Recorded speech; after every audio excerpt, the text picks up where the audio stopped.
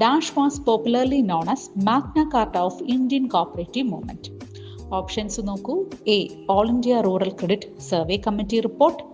B, all India rural credit review committee report. C, graphic card committee report.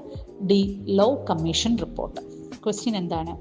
നമ്മുടെ Indian cooperative മൂവ്മെന്റിന്റെ Magna Carta എന്നറിയപ്പെടുന്നത് ഏത് കമ്മിറ്റിയാണ്? ഏത് കമ്മിറ്റിയാണ്? Option A, all India rural credit survey committee report. Survey കമ്മിറ്റിയെയാണ് നമ്മൾ Magna Carta of Indian cooperative movement എന്ന് പറയുന്നത്. എന്താണ് ഈ മാഗ്ന കാർട്ട എന്ന് പറയുന്നത്? ഒരു മഹത്തായ കാര്യം അല്ലേ? നമ്മുടെ ഇന്ത്യൻ കോപ്പറേറ്റീവ് മൂവ്മെന്റിലെ ഏറ്റവും വലിയൊരു മഹത്തായ കാര്യം എന്ന് പറയുന്നത് നമ്മുടെ സർവേ കമ്മിറ്റിയാണ്. All India rural credit survey committee report. ആരായിരുന്നു ഇതിന്റെ ചെയർമാൻ? A D ഗോർവാലയാണ്. എത്ര കമ്മിറ്റി മെമ്പേഴ്സ് ഉണ്ട്? 4 കമ്മിറ്റി മെമ്പേഴ്സ് ഉണ്ട്. A D Gorwala, D R Gadgil, B Venkatappiah, NSR Shastri. ഈ NSR ശാസ്ത്രിയാണ് നമ്മൾ മെമ്പർ സെക്രട്ടറി എന്നറിയപ്പെടുന്നത്. ഈ സർവേ കമ്മിറ്റിയെ വേറൊരു പേരിലും അറിയപ്പെടും, ഗോർവാല കമ്മിറ്റി എന്നറിയപ്പെടും.